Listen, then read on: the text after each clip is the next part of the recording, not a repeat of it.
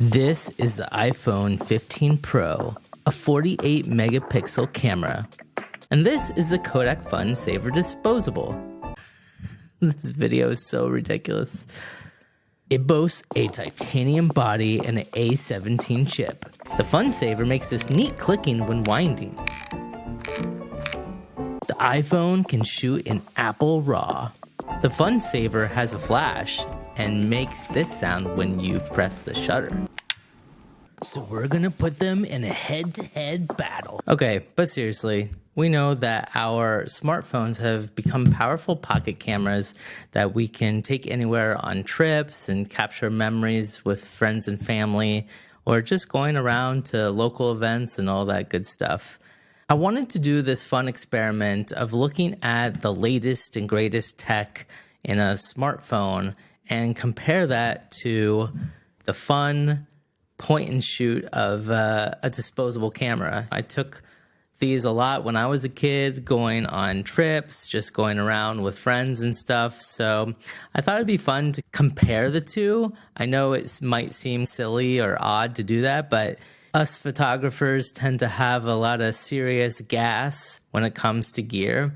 And I was just curious to know, what would these two actually look like side by side? Because when I first got started in film photography when I was a kid, I didn't know all these different film stocks. Like, I just shot film. It was just disposable cameras and 110 and a cheap little point and shoot. I'm excited to share some photos I took with the iPhone 15 Pro side by side next to the Kodak Fun Saver. So welcome to my point and shoot out of the Kodak disposable versus iPhone 15 Pro. So I'm going to take a look at these photos side by side of some photos I took. This was taken a couple of months ago, so it's not going to be as wintry as it is right now in Minnesota, but looking at these two, I think you'll notice right out of the gate frequently between the film and the digital is that the sky, the color of the blue is a lot more, has this magenta tint. It's definitely warmer than on the iPhone. And then it's definitely this deeper blue on the iPhone. Another thing you'll probably notice is it's definitely sharper on the iPhone, but some of that is definitely due to over sharpening that is very common on an iPhone and any kind of mobile photography. But some of that can be mitigated with Apple RAW. But again, this is a comparison between 2 point shoots. The other thing I would take a look at is like the highlights and shadows. You can see that the shadows on the iPhone is a little bit darker than the Kodak disposable. Next up, you have this light pulsing. Looking at the wood here, it's very kind of orangish versus a brown or very muted tones. It definitely has an overall warmer look on the Kodak disposable. But again, you can see along the pole here, it definitely looks sharper on the iPhone versus the Kodak. However, if you're posting this to Instagram or any kind of social media, will you be able to tell this difference? I don't think so. I think that the main things that you're going to tell is actually how the colors look. How does the scene make you feel? Here's another shot. You see down in the grass, like how much that sharpening. This is why a lot of people, I think, say that digital looks very clinical. It just looks like the contrast between the light and the shadows and the grass, it just looks very sharp. Versus the grass here, although it may not look realistic, it looks more organic. It just gives you the feel for what the scene would actually feel like. Here's another shot of some birch trees. Again, not as clear. This is a point and shoot. There's a fixed aperture. There's no way to change shutter speed and aperture, but you can see that difference. And another thing you'll notice is going from the shadows here to the light part on the iPhone is just such a big jump versus here it doesn't feel as much as a sharp jump. All right, so here again you have being at this lake, and what I love again about it is how blue the sky and water is. It just has this very warm look that Kodak is known for. It just feels like a warm memory that you can look back on versus comparing it to the iPhone. It just looks too sharp, too blue for my personal preferences. You might like this color more than I do, but just something to think about. I think this is what draws people to film. especially looking over here, you can see how much more detail there is here versus on the iPhone. One, there's too much shadow that's lost, as well as it just doesn't look interesting. You don't see any green here. The kind of orangish from the leaves it just looks dark and drab. Versus here, it actually does look a little bit warmer and nice. And I think this photo is the best example showing the huge differences between film and digital. Look at the shadow within the canoe here. You can see all this detail here versus on the iPhone, it's basically that you can't see anything in there. Once I get into Apple Photos, I can actually try to tweak the shadows, see if we can bring that up. So this scene shows how a $15 point and shoot camera does better than a $1,000 iPhone. Crazy. So now what I want to do is go into Apple Photos and play around a little bit with the colors and see how close we can get this is the film look over onto the iPhone. Now, the biggest thing I'm going to do is I'm going to start with the filters. I would say I've played around with these before. Any kind of warm, whether it's vivid warm or dramatic warm is a little too much, but I think the vivid warm gets closer to that warmth of film. But I think there's still a lot more to be done here. I play around with Brilliant sometimes. It kind of brings out a little bit more detail in the shadows, as well as bringing the shadows up a little bit. See if we can get more detail down here. And then maybe bringing down the contrast as well as the black point gives that a little bit more fade. Kind of got a little bit closer to there with some of the changes in warmth, saturation, and vibrance now. So let's go back and look. This is what we did to the iPhone photo, and there's the film photo. So it's a lot closer than what it was before. If we go back to this is what it looks before versus now, definitely I think looks a lot more like a disposable film photo. All right, so here's one more I wanted to take a look at. Again, I wanted to see if we can pull out more details in the trees here.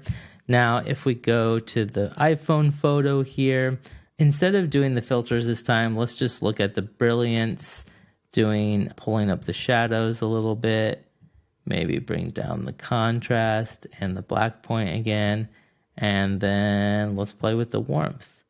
So seeing if we can get there without doing the vivid color thing, we might get closer to that look. I don't see any of the green there, so we might have pulled out too much saturation, or maybe we need more saturation and like less vibrance or something. So that's the film photo. Here's a look at how we would see the iPhone.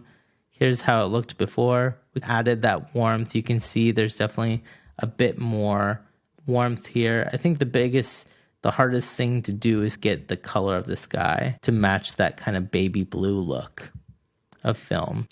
So the last one I wanted to take a look at was here, the canoes, and looking at the color again of the water and the sky, and then looking at the shadow detail here. So here again is the iPhone photo. Again, I don't want to mess with the filters. I want to see how best I can get to it by just playing around here. We're going to bring up the shadows. If we bring up the shadows all the way, it kind of starts to look a little weird. We can bring down the contrast way down. Now it looks weird and muddy, but if we can get in the middle there, I think that might be a good way. We can bring down the black point a little bit. Now I would say again, we'd probably want to increase the warmth here a little bit, and maybe the saturation. Saturation is giving that baby blue look a little bit, but now bring the vibrance down. I think that's a little bit closer. So here's the iPhone. Here's what it looks like before. So you definitely see a lot more detail in the shadows. But then here's the film shot.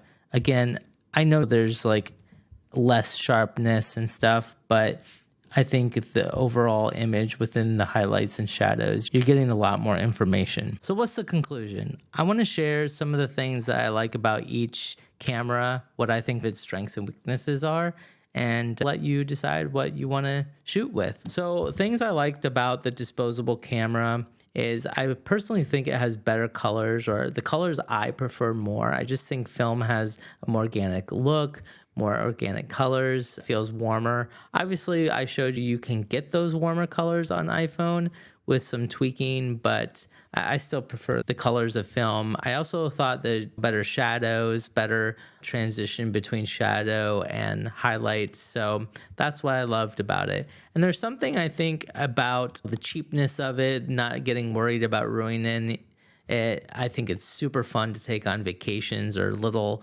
one-time excursions. Like when you have a limited number of photos to take, like you can just take some fun photos.